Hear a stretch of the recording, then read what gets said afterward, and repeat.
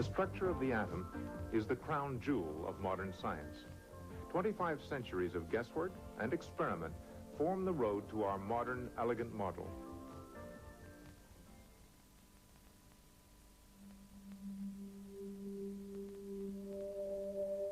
It's hardly surprising to find the road signposted by some of the brightest names in the history of physics. But one name we don't know is the name of the person who first asked, how big is small? Can things be broken in half forever? Or can we eventually find something so small it cannot be further divided?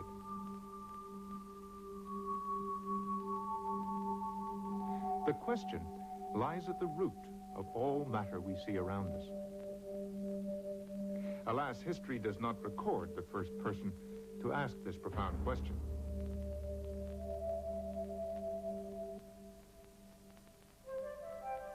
The first record of a reasoned approach to the structure of ultimate smallness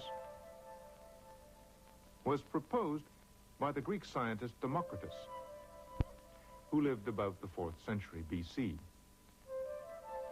Democritus proposed that all of existence is comprised of two things: atoms and the void.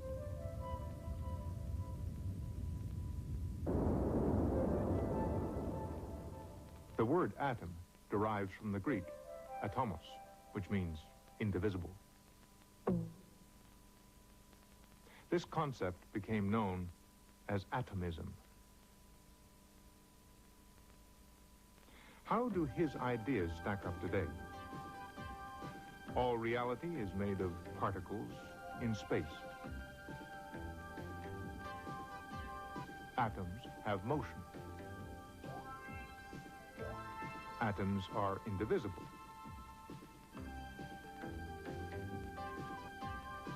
Existing things differ from each other because of the shape, arrangement, and position of their atoms. Every event results from a collision of atoms, and therefore can, in theory, be predicted.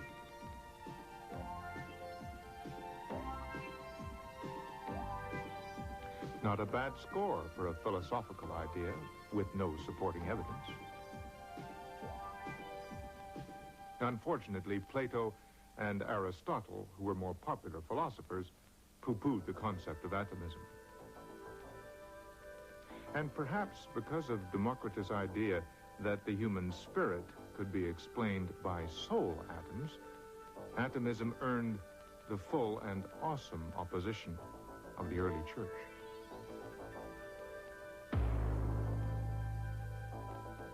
The search for an understanding of ultimate smallness languished, practically unattended, for nearly 2,000 years.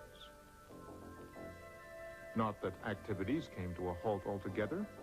The practice of alchemy spreading westward from China and India took root and sprouted in the West. The alchemists were fascinated with a grab bag of life's great mysteries,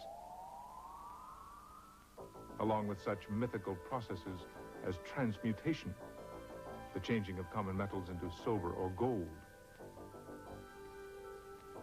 Believing that all matter is a single formless substance, the alchemists added little to our understanding of the atom.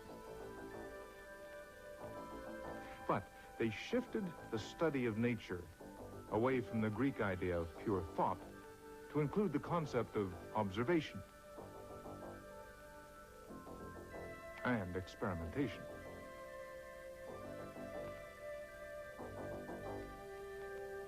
The alchemists had unwittingly discovered a path which led from the Greek ideals of pure thought toward a more modern scientific method of investigating smallness. For many centuries, few dared to erect a clear signpost. Roger Bacon, 1214 to 1294, attempted to set forth a formal system of knowledge of nature based firmly on observation and experimentation. Like many others, Bacon was intimidated by orthodox religion and decided not to publish his findings. But by the reign of Elizabeth I of England, experimentation was, if still blasphemy, at least becoming fashionable.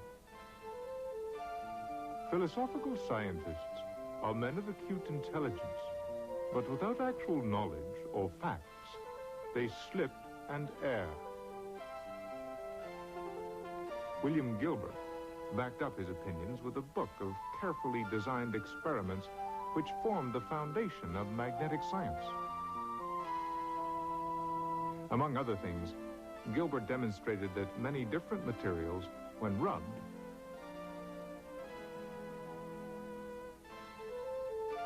have the ability to attract small bits of matter. Although Gilbert was not searching for ultimate smallness, the forces he and others observed would prove to be fundamental to the structure of the atom. Niccolo Cabello was soon to discover repulsion acting in a similar manner. In 1792, Benjamin Franklin performed his famous kite-flying experiment and showed that lightning is electricity, which he believed to be a fluid. He called an excess of fluid positive and a deficiency negative. In 1785, Charles Augustin de Coulomb established Coulomb's law, which states in part that the force between two electric charges varies inversely as the square of the distance between their centers.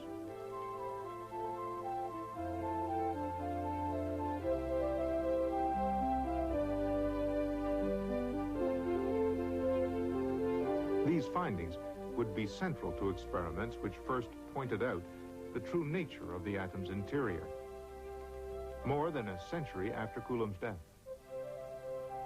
While the works of these early investigators may not so far appear to bear directly on our understanding of the atom, a complex mosaic of knowledge was developing. France provided the next pieces. Antoine Laurent Lavoisier formulated the law of conservation of matter. Lavoisier designed a combustion apparatus in which hydrogen gas and oxygen gas could be brought together in a chamber and ignited with an electric spark to form water. In June of 1783, he demonstrated that the mass of the reactants equals the mass of the products. His experiments suggested that matter was concrete and measurable rather than magical, and did not simply vanish in a chemical reaction. Finally, Joseph Proust proposed that the enormous variety of chemical compounds was made up of a few simple kinds of building block matter, or elements. These elements combine in constant proportions to form a particular compound. This law of constant proportions, together with the law of conservation of matter, led to the work of this man, the English chemist John Dalton. Dalton would merge the classical speculations, the metaphysical wanderings, the scattered discoveries of 2,000 years into the first modern theory of atomic matter.